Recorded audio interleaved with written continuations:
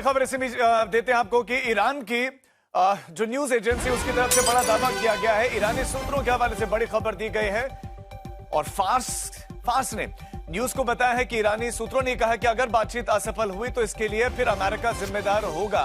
America जिम्मेदार होगा। ईरानी सूत्रों ने यह भी कहा कि वो अमेरिका और इजराइल को एक ही मानते हैं। अमेरिका और इजराइल एक। फार्स न्यूज के हवाले से बड़ी खबर है, बातचीत अगर असफल हुई तो उसके लिए सिर्फ और सिर्फ अमेरिका, यूएस जिम्मेदार होगा। सुमित, ये दो बड़ी अपडेट है। पहले तो बेरूत पर हमने हमले रुकवा दिए हैं, यानी कि इजराइल ने क्या लेबनान में हिजबुल्लाह को मारना बंद कर दिया, उस पर अटैक रोक दिए हैं। देखिए, अभी ऐसा तो कोई क्लियर मैसेज इजराइल की तरफ से नहीं आया। हाँ, ये जरूर कहा जा रहा है कि देखिए, इजराइल की तरफ से आज सुबह भी अटैक किए गए। जब नेगोशिएशन शुरू ही हुई थी, जब बातचीत शुरू ही हुई थी, तब आईडीएफ की तरफ से ये आधिकारिक रूप से बयान जारी किया गया कि हमने हिजबुल्लाह के कई कमांड एंड कंट्रोल सेंटर्स को, उनके रॉकेट लॉन्चर्स को हमने डिस्ट्रॉय कर दिया है। अब इजराइल रुकेगा नहीं रुकेगा, इसके बारे में कोई जानकारी नहीं है, लेकिन यह जरूर है कि अब दोनों तरफ से जो बातचीत हुई है वो पॉलिटिकल विल के साथ अब टेक्निकलिटी में चली गई है। अब एक्सपर्ट व्यू या फिर एक्सपर्ट डिस्कशन किए जा रहे हैं कि आखिरकार अब नेगोशिएशंस को आगे कैसे बढ़ाया जाए, किन किन टॉपिक्स के ऊपर बातचीत की जाए, और आखिरकार अभी जो मौजूदा हालात है उसमें जो प्री कंडीशंस इजराइल ईरान लेकर आया था उस पर क्या बातचीत की जा सकती है, जिसमें लेबनान को लेकर, आप कह सकते हैं सीज प्रॉपर्टीज को लेकर, इन सारी चीजों के ऊपर डिस्कस कैसे किया जा सकता है। लेकिन अभी के मौजूदा हालात में तो राजीव कोई बहुत बड़ी प्रोग्रेस नहीं है। हाँ, ये जरूर है, बातचीत की टेबल पर कई दशकों के बाद ईरान और अमेरिका आमने सामने बैठे हैं, उसके प्रतिनिधि मंडल ने आपस में बातचीत की है और अगली बातचीत पर भी एक सहमति बनी है कि देखिए ये बिल्कुल पॉजिटिव है। लेकिन मैं आपके पास लौटता हूं, अशरफ बानी भी हमारे साथ, हमारे सहयोगी जुड़े हुए हैं।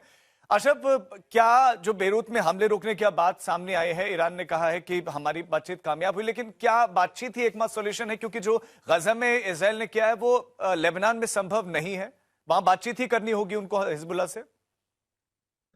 हिजबुल्लाह से बातचीत नहीं होगी। बातचीत अगर होगी, जिसके लिए ऑलरेडी जो है तय भी हुआ है लेबनी सरकार के बीच और इजराइल के बीच, वाशिंगटन में वो बातचीत होनी है और उसकी अध्यक्षता जो है वो इजराइल के जो एम्बेसडर हैं यूएस में वो है। उन्होंने कल भी टेलीफोन पर बातचीत की है।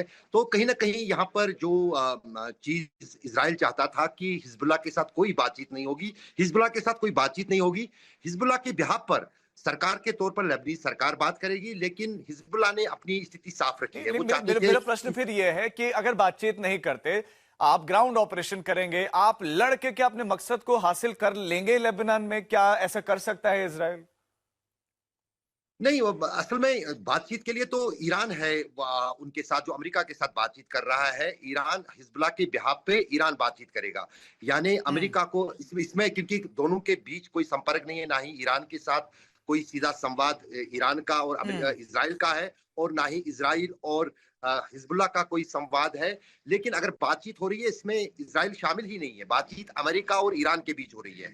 ईरान अपने अलाइज का वो नाम उन्होंने जो है रेजिस्टेंस फ्रंट या रखा है, जिसमें तीनों आते हैं, हमास भी आता है, हिजबुल्लाह भी आता है, हुतीज भी आता है। तो हुतीज और हिजबुल्लाह जो कि इस जंग का हिस्सा बने हैं, उनके बिहाफ पर या उनको कंट्रोल करने में जो गारंटी देगा वो ईरान देगा। आप अभी ये कह रहे हैं बिल्कुल अशरफ, कि ईरान को बातचीत करनी होगी।